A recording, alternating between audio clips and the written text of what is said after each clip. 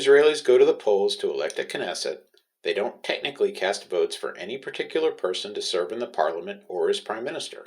That's because Israelis cast ballots for political party lists and only indirectly support the individuals on them. Israel uses a parliamentary system with proportional representation.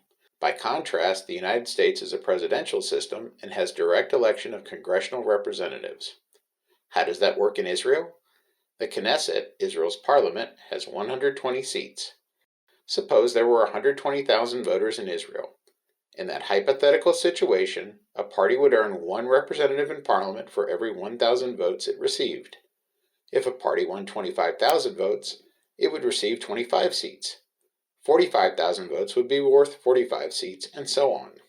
As in the United States, elections in Israel operate on the democratic principle of one person, one vote for all citizens 18 or older, regardless of sex, ethnicity, or religion. Muslim and Christian citizens of Israel have the same voting rights as Jewish citizens.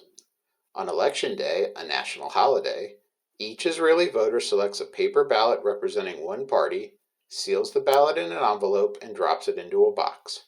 The votes are hand-counted. With rare exceptions for military and diplomatic personnel, there is no absentee voting, so Israelis living overseas must fly home to vote in person. The entire population of 9 million forms a single electoral constituency represented by all 120 Knesset members. By contrast, the United States has 435 congressional districts, each of which elects one House member to represent an average of 780,000 people.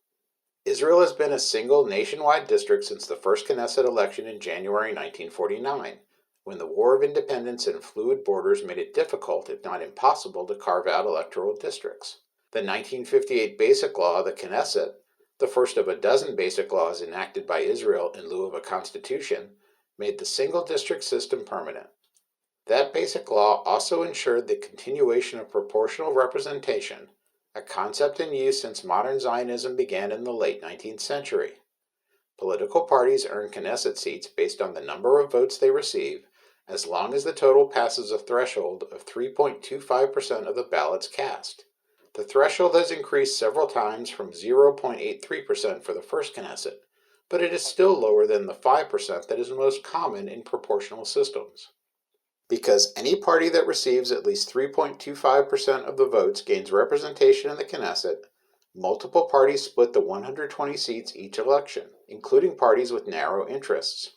Politicians don't feel the need to join one of the two historically dominant parties, as most do in the United States.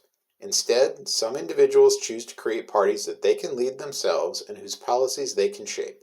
The parties submit lists of their candidates in priority order, meaning that if a party earns 10 seats when the election results are posted, those seats go to the first 10 candidates on the list.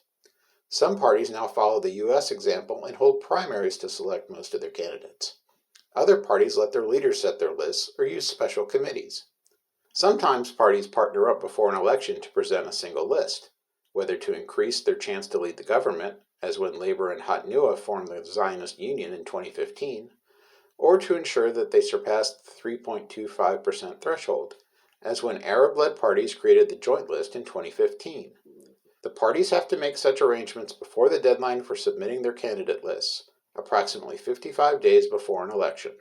Even with combined lists, Israelis had 25 party options at their polling places in 2015, when 10 lists representing 16 parties and merged groups received enough votes to claim Knesset seats.